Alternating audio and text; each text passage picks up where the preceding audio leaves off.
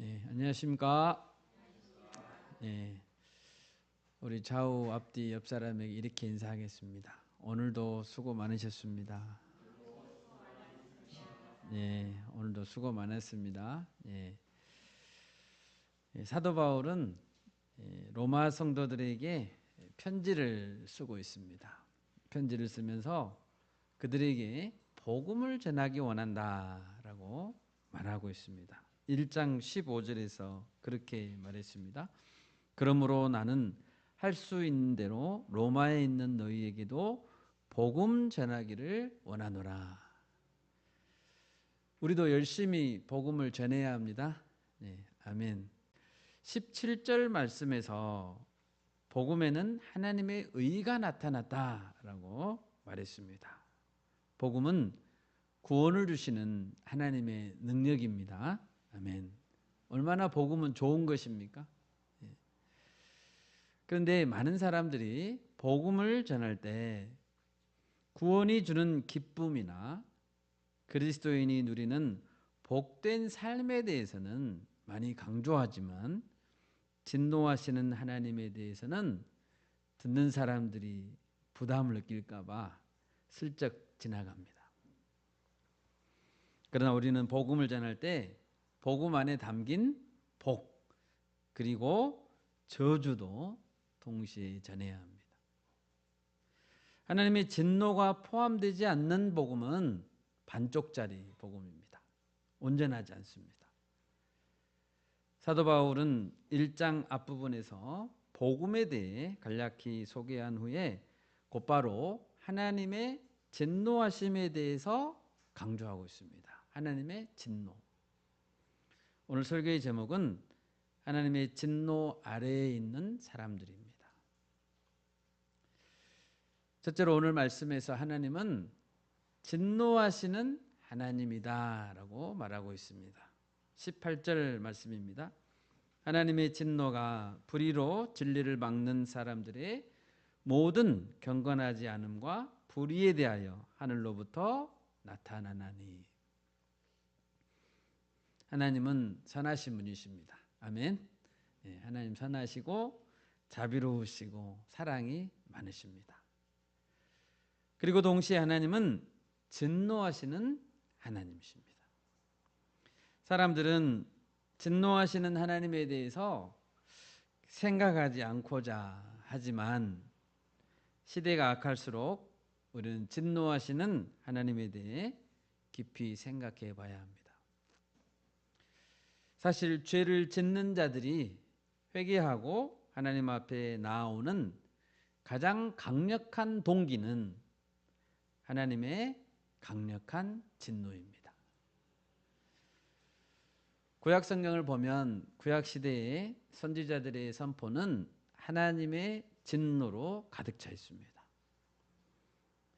이사야서 9장 19절에서는 이렇게 말합니다. 만군의 여호와의 진노로 말미암아 이 땅이 불탈이니 백성은 불의 섭과 같을 것이라.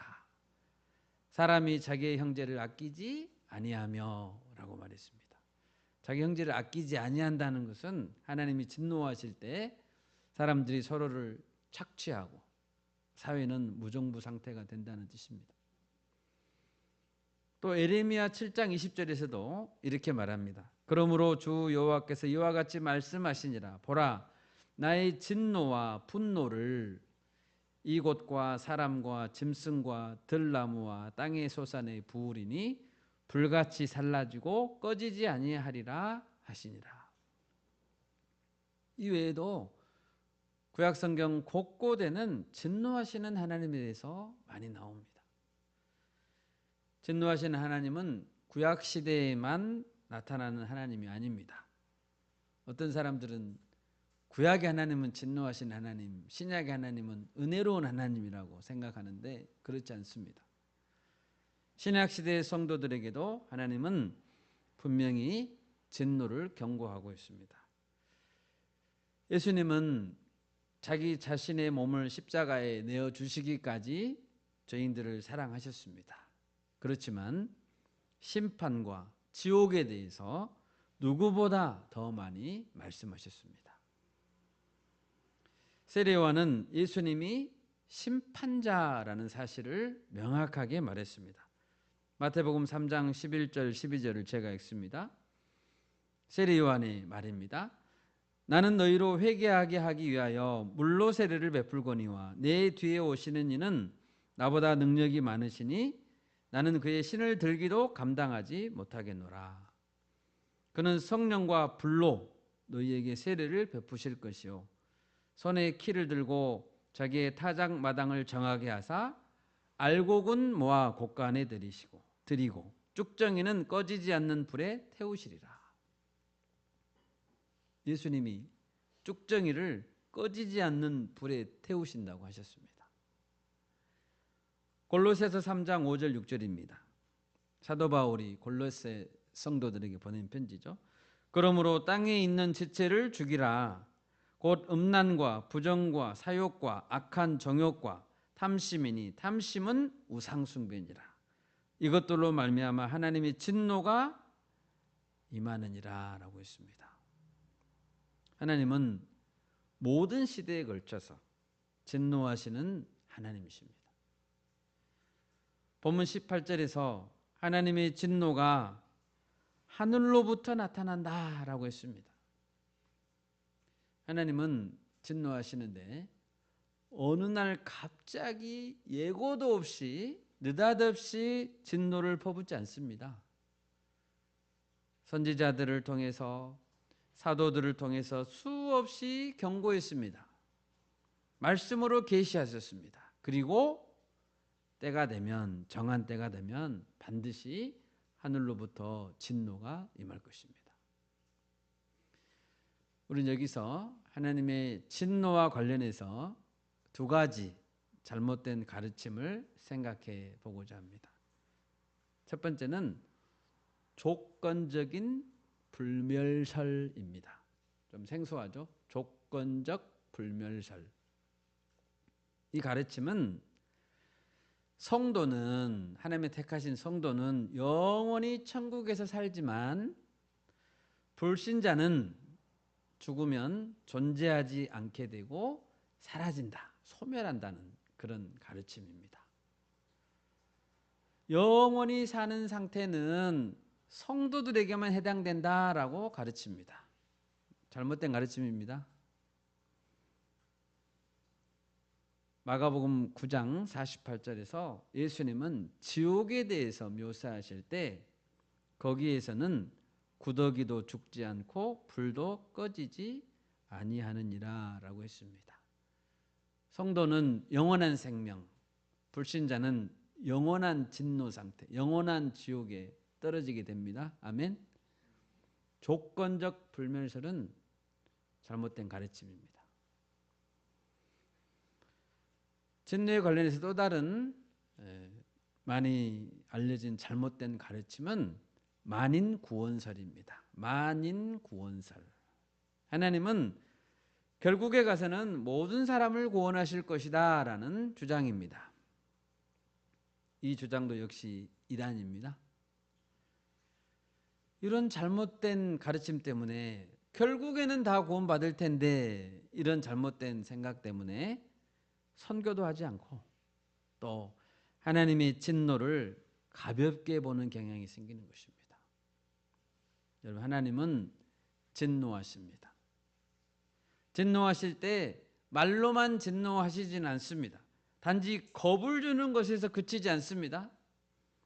하나님의 진노는 실제적인 행동으로 나타날 것이고 그 결과는 영원할 것입니다. 여러분 믿어야 합니다. 믿으십시오. 아멘. 마태복음 3장 10절에서 경고합니다. 이미 도끼가 나무 뿌리에 놓였으니, 도끼가 놓여있대요. 진노의 도끼죠. 좋은 열매를 맺지 아니하는 나무마다 찍혀 불에 던져지리라. 두 번째로 오늘 본문에서 우리가 알 수 있는 것은 하나님의 진노는 경건하지 않음과 불의함에 대해서 나타난다는 것입니다. 하나님은 무엇에 대해서 진노하실까요? 18절입니다. 불의로 진리를 막는 사람들에 대해서 나타나고 그들의 경건하지 않음과 불의함에 대해서 나타난다라고 했습니다. 이 말씀에서 모든이라는 단어가 있죠. 모든 경건하지 않음과 불의함. 그러니까 경건하지 않는 자, 불의한 자 중에서는 한 사람도 예외가 없습니다. 모든 그런 자들이 다 진노를 당한다. 하나님의 진노는 불공평하지 않습니다. 불공평하지 않습니다. 어떤 사람들을 보면 우리는 이렇게 평가하는 그런 사람들이 있습니다. 저 사람은 법 없이도 살 것 같다. 법 없이도. 천성이 착하다. 그런데 그런 사람이라 할지라도 사람은 누구나 완벽한 사람은 없습니다. 완벽한 사람이 어디 있습니까? 경건하지 않는 자는 하나님께 나와서 예배하지 않는 자입니다. 예배하지 않는 자는 다 경건하지 않는 자예요. 예배하지 않는 자는 한 사람도 착한 사람이 없습니다. 하나님 말씀에 순종하지 않고 헌신하지 않는 자. 이런 자는 하나님과의 관계가 삐뚤어진 자이고 하나님의 자녀인 것처럼 보이지만 실상은 하나님의 원수들입니다. 하나님께서 요구하시는 의로움은 완전한 의로움입니다. 완전한 의로움. 그 요구 앞에서 어느 누가 나는 완전합니다 라고 주장할 수 있겠습니까? 그리고 하나님의 선악의 평가 기준은 영원토록 변하지 않습니다. 하나님의 의로움의 그 판단의 기준에 미치지 못한다면 모두 다 불의한 자인 것입니다. 인류 역사상 인류에게 미친 하나님의 가장 큰 진노는 노아의 홍수였죠. 그럼 찾아볼까요? 창세기 6장 11절입니다. 창세기 6장 11절에서 13절 말씀까지 한번 찾아보겠습니다. 그때에 온 땅이 하나님 앞에 부패하여 포악함이 땅에 가득한지라. 하나님이 보신즉 땅이 부패하였으니 이는 땅에서 모든 혈육 있는 자의 행위가 부패함이었더라.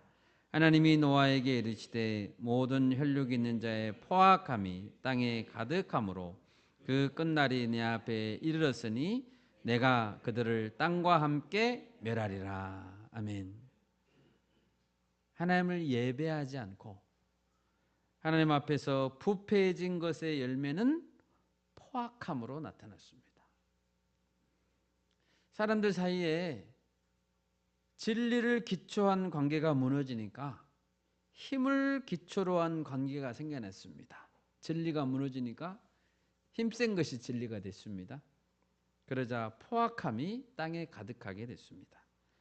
마침내 하나님은 단 8명만 남기고 다 죽이셨습니다. 여러분 8명만 남기고 다 죽었다니까요. 얼마나 철저하고 얼마나 끔찍한 심판이었습니까? 우리는 하늘의 무지개를 볼 때 물로 심판하셨던 하나님을 기억해야 합니다. 무지개는 지독히 죄를 미워하시는 하나님께서 보여주신 심판하시는 하나님의 증거입니다. 무지개를 보면 진노의 하나님을 떠올려야 됩니다. 이 시대도 점점 하나님 앞에 부패함과 포악함이 많아지고 있습니다. 이제는 홍수로 심판하지 않으실 것이고 불로 심판하시겠다라고 하셨습니다. 아브라함 시대에 소돔과 고모라는 왜 멸망당했습니까? 두 천사가 소돔 성에 있는 롯의 집을 방문했습니다. 그때 소돔의 남자들이 전부 모여들었습니다. 그리고 그들을 강제로 성폭행하려고 했습니다. 소돔 성에는 동성애가 극에 달했습니다. 창세기 19장 24, 25절입니다. 제가 읽겠습니다. 여호와께서 하늘 곧 여호와께로부터 유황과 불을 소돔과 고모라에 비같이 내리사. 유황과 불을 비처럼 내렸대. 그 성들과 온 들과 성에 거주하는 모든 백성과 땅에 난 것을 다 엎어 멸하셨더라. 우리가 반드시 기억해야 될 것은 하나님은 반드시 죄를 묵과하지 않는다는 사실입니다. 마치 사람들이 죄를 보고도 하나님이 진노하지 않는 것처럼 보일 때도 있습니다. 그런데 그 이유는 하나님이 참고 계시기 때문입니다. 하나님은 결코 악을 용납하지 않습니다. 거룩하신 하나님은 거룩하지 않는 것을 결코 받아들이지 않습니다. 하박국 선지자는 마치 하나님께서 악을 방관하고 계신다고 생각했었죠. 하박국 1장 13절입니다. 주께서는 눈이 정결하심으로 악을 참아 보지 못하시며 패역을 참아 보지 못하시거늘 어찌하여 거짓된 자들을 방관하시며 악인이 자기보다 의로운 사람을 삼키는데도 잠잠하시나이까? 라고 하나님께 따졌습니다. 이때 하나님은 응답했습니다. 하박국 2장 3절입니다. 이 묵시는 정한 때가 있나니, 정한 때가 있대요. 그 종말이 속히 이르겠고 결코 거짓되지 아니하리라. 비록 더딜지라도 기다리라. 지체되지 않고 반드시 응하리라. 하나님은 죄를 묵과하지 않습니다. 하나님은 반드시 심판하십니다.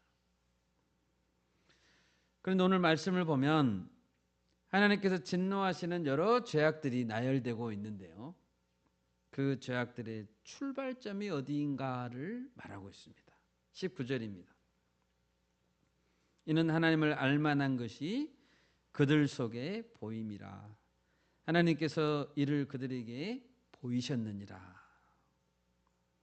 하나님을 알만한 것, 이것은 하나님을 알 수 있다는 거죠. 하나님을 알 수 있다는 거예요. 그들 속에 보임이라. 사람들은 하나님에 관한 기초적인 지식을 가지고 있습니다. 하나님은 인간들에게 하나님이 존재하신다는 사실을 드러내 보여주셨습니다. 20절입니다. 창세로부터 그의 보이지 아니하는 것들 곧 그의 영원하신 능력과 신성이 그가 만드신 만물에 분명히 보여 알려졌나니 그러므로 그들이 핑계하지 못할지니라. 사람들은 하나님을 압니다. 안다고요. 핑계하지 못합니다. 난 하나님을 모른다 라고 말하지만, 나는 하나님을 본 적이 없다 라고 말하지만 그들은 안다고요.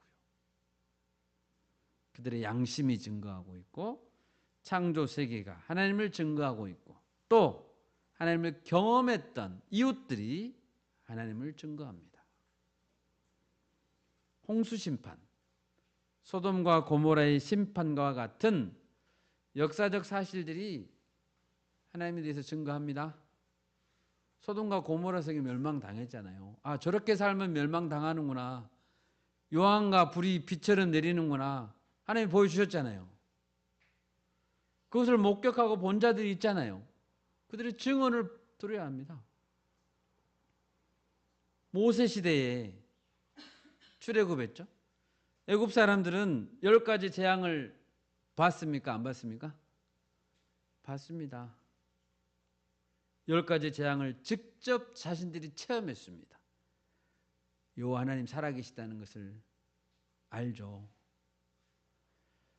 이후에 여호수아 시대, 사사기 시대, 또 왕국 시대에 이스라엘 주변의 족속들, 가나안 족속들은 하나님에 대해서 모릅니까? 압니다. 여호와 하나님이 역사하시고 살아계신다는 사실을 여러 번 봤습니다. 에스라 1장에서 페르시아 제국을 세웠던 고레스 왕은 뭐라고 말했습니까? 여호와 하나님이 참 신이시다고 했습니다. 모든 페르시아 백성들은 이스라엘 백성들의 귀환을 보았습니다. 기적적인 귀환이죠. 여러분, 모든 시대, 모든 사람들은 하나님의 전능하심, 하나님의 실제하심, 하나님의 진리를 어느 정도 다 보았고 깨닫고 있습니다. 그들은 하나님을 압니다. 또 이해하고 있습니다. 그러나 사람들은 자신들이 가진 하나님에 대한 기본적인 양심과 깨달음을 억눌러 버리고 거부했습니다. 오늘 바울은 그런 자들을 불의로 진리를 막는 사람들이다라고 말하고 있습니다. 많은 사람들은 하나님의 진노에 대해서 반감을 가지고 있습니다. 나는 경고를 받지 못했다. 나는 경고를 받지 못했다라고 주장합니다. 타락의 책임, 자신의 타락의 책임을 하나님께 돌리려고 했습니다. 그러나 하나님을 알만한 것이 그들 속에 보임이라. 하나님께서 이를 그들에게 분명히 보이셨느니라 라는 말씀 앞에 그들은 할 말이 없습니다. 그들은 핑계를 댈 수 없습니다. 예레미야 29장 13절입니다. 너희가 온 마음으로 나를 구하면 나를 찾을 것이요 나를 만나리라 라고 했습니다. 물론 어떤 인간도 스스로의 의지나 스스로의 탐구나 지혜로 하나님을 찾아낼 수는 없습니다. 그런데 하나님은 은혜를 베풀어 주셨습니다. 그리고 하나님 자신에 대한 풍성한 증거를 보여주셨다니까요. 그들이 찾아낸 게 아니고 하나님이 보여주셨다고요, 이미. 그래서 핑계를 못 댄다고요. 하나님께서 이를 그들에게 보이셨느니라, 드러내 주셨다는 거죠. 하나님은 보편적인 진리를 이미 드러내 보였습니다. 그들은 알 수 있었습니다. 그러므로 누구도 핑계할 수 없는 것입니다. 하나님은 이것을 근거로 해서 그들을 지옥에 보낼 수 있습니다. 그들을 정죄할 수 있다는 거죠. 한 번은 바울과 바나바가 제1차 전도 여행을 가던 중에 루스드라라는 곳에서 전도했습니다. 루스드라. 디모데의 고향이죠.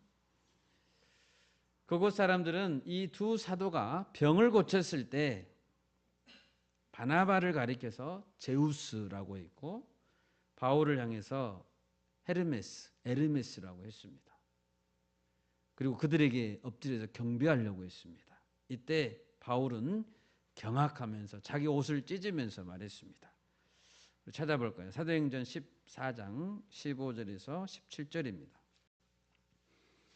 이르되 여러분이여 어찌하여 이런 일을 하느냐? 우리도 여러분과 같은 성정을 가진 사람이라. 여러분에게 복음을 전하는 것은 이런 헛된 일을 버리고 천지와 바다와 그 가운데 만물을 지으시고 살아계신 하나님께로 돌아오게 함이라. 하나님이 지나간 세대에는 모든 민족으로 자기들의 길들을 가게 방임하셨으나 그러나 자기를 증언하지 아니하신 것이 아니니 곧 여러분에게 하늘로부터 비를 내리시며 결실기를 주시는 선한 일을 하사 음식과 기쁨으로 여러분의 마음에 만족하게 하셨느니라 하고. 아멘. 지금 루스드라 사람들에게 말하고 있습니다. 전도하러 가서 이야기하고 있는 거죠.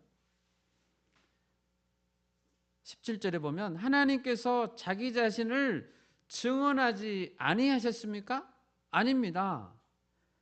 자기 자신을 증언하시지 않은 것이 아닙니다. 하늘에서 비를 내리게 하신 분, 결실하게 하신 분 하나님이십니다. 그분은 선하신 분이고 선한 일을 하사 그랬죠. 음식과 기쁨으로 사람들에게 만족을 주시는 분입니다. 단지 그분의 이름이 여호와라는 것을 모를 뿐이지 절대자이신 하나님, 창조주요 전능하신 하나님이 계시다는 사실을 하나님은 분명히 증언했습니다. 그들은 인정해야 합니다. 사도 바울은 또한 2차 전도 여행에서 아테네를 방문했습니다. 아테네. 그 당시 아테네는 그리스 문화의 중심이었죠. 그리고 소크라테스, 플라톤, 아리스토텔레스 같은 유명한 철학자들이 이뤄놓은 철학의 도시였습니다. 바울 당시에도 에피쿠로스 학파하고 스토아 철학 학파가 지배하고 있었다고 합니다. 바울은 이 아테네에 가서 아레오바고라는 곳에서 연설했습니다. 찾아볼까요? 사도행전 17장 23절에서 28절입니다. 한 절씩 교독해 볼까요? 23절에서 28절. 제가 먼저 23절 읽습니다. 내가 두루 다니며 너희가 위하는 것들을 보다가 알지 못하는 신에게라고 새긴 단도 보았으니 그런즉 너희가 알지 못하고 위하는 그것을 내가 너희에게 알게 하리라.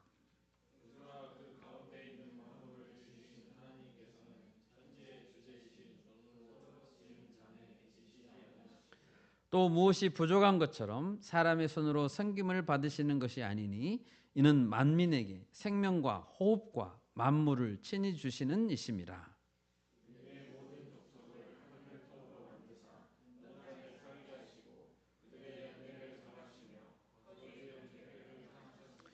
이는 사람으로 혹 하나님을 더듬어 찾아 발견하게 하려 하심이로되 그는 우리 각 사람에게서 멀리 계시지 아니하도다.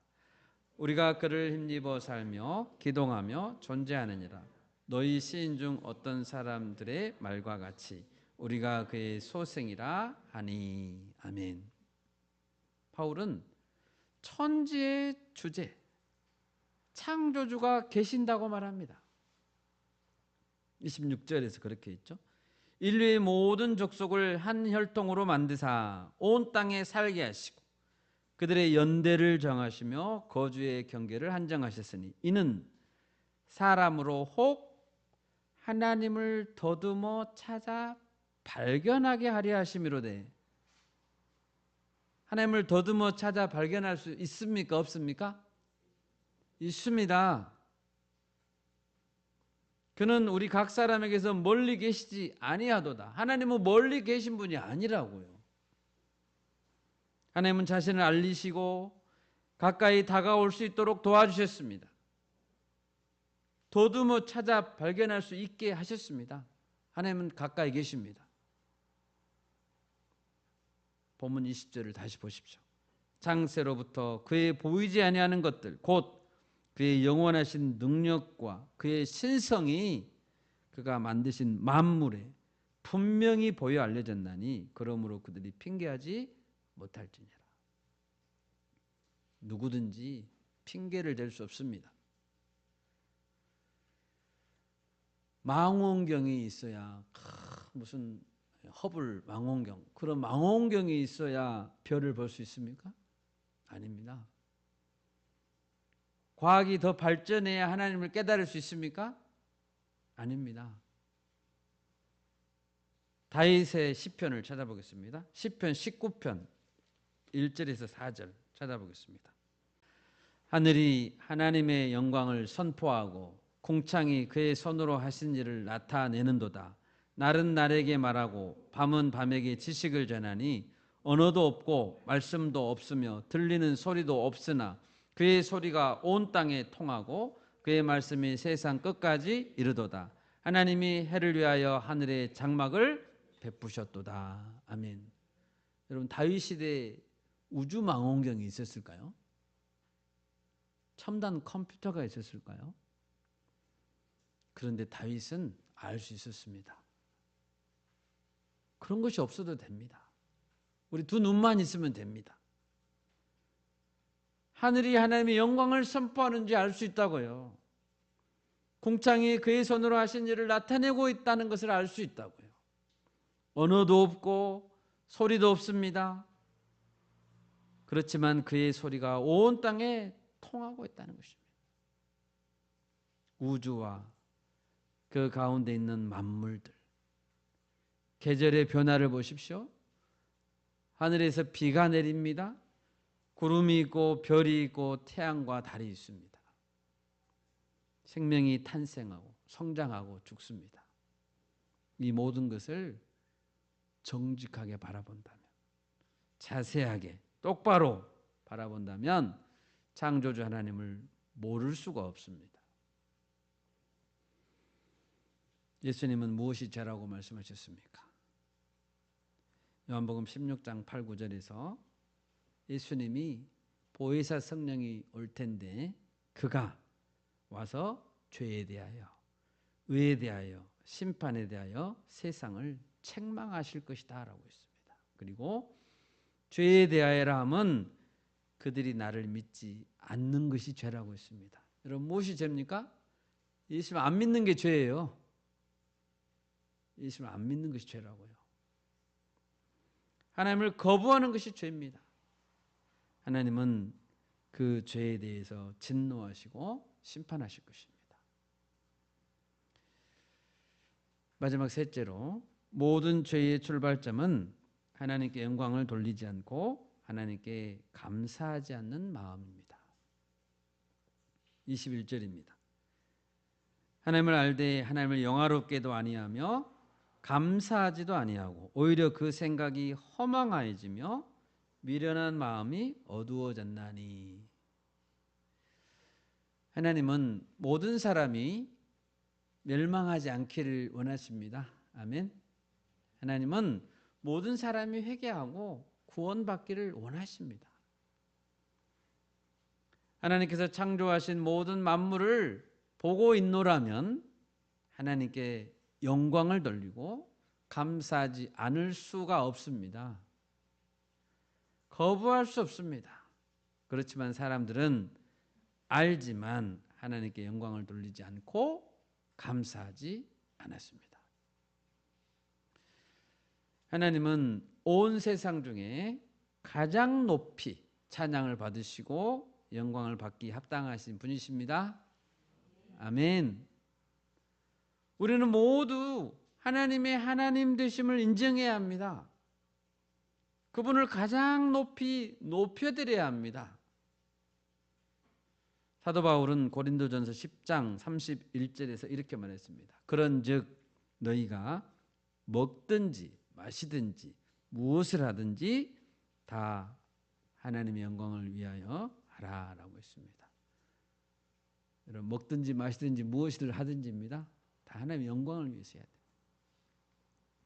인간이 창조된 이유, 내가 이 땅에 사는 이유, 온 우주가 창조된 이유는 하나님께 영광을 돌리기 위해서입니다.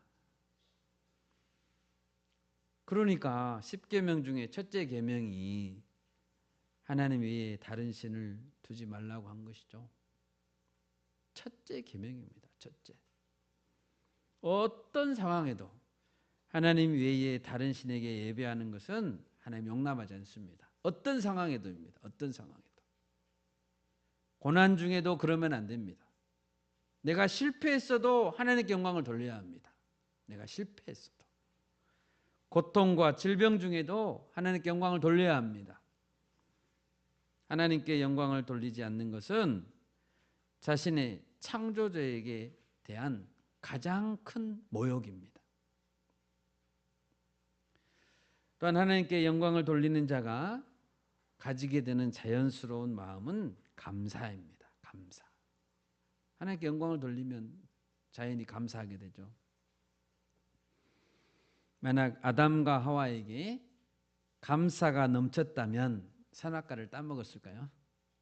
안 따먹었겠죠. 감사가 넘쳤다면 생명 주심에 감사하고 흙으로 자신들을 만들었잖아요. 그 코에 생기를 불어넣어서 생명 주심을 감사하고 자신들이 만들지도 않는 에덴 동산을 창설하시고 거기에 살게 하심을 감사하고 보기에 아름답고 먹기 좋은 수많은 나무를 주심도 감사하고, 그죠? 요즘에 가을이 되니까 단풍이 들어서 얼마나 멋집니까? 보기 아름답고 먹기 좋은 나무 주심도 감사하고 동산 가운데 생명나무도 주셨어요. 생명나무. 그리고 선악을 알게 하는 나무도 주셨습니다. 생명만 주신 것이 아니에요. 선악을 모른 채 영원히 살면 복인가요? 저주죠. 선악을 모르고 영원히 살면 저주입니다. 선악을 알지만 짧게 사는 것도 저주죠. 생명나무도 주시고 선악과도 주셨어요.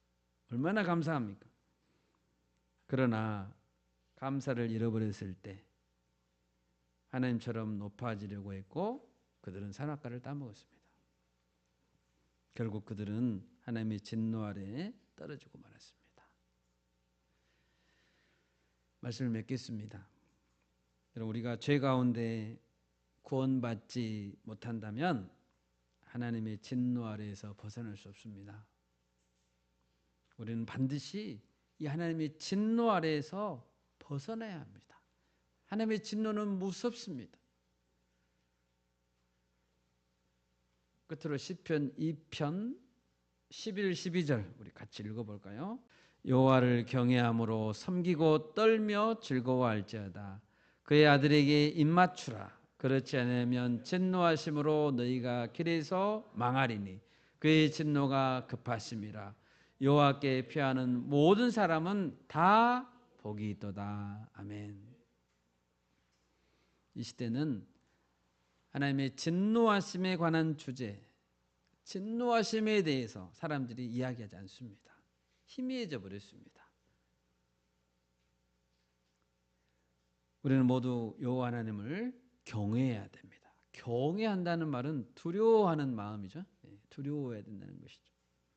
그리고 그의 아들 예수 그리스도께 입맞춰야 됩니다. 아들에게 입맞춘다는 것은 예수 그리스도를 구주로 영접하는 것을 의미합니다. 우리 모두 창조자 하나님께 영광 돌리고 감사하는 삶을 살아갈 수 있기를 바랍니다. 아멘. 이 말씀으로 남은 한 주간도 승리합시다. 제가 기도하겠습니다.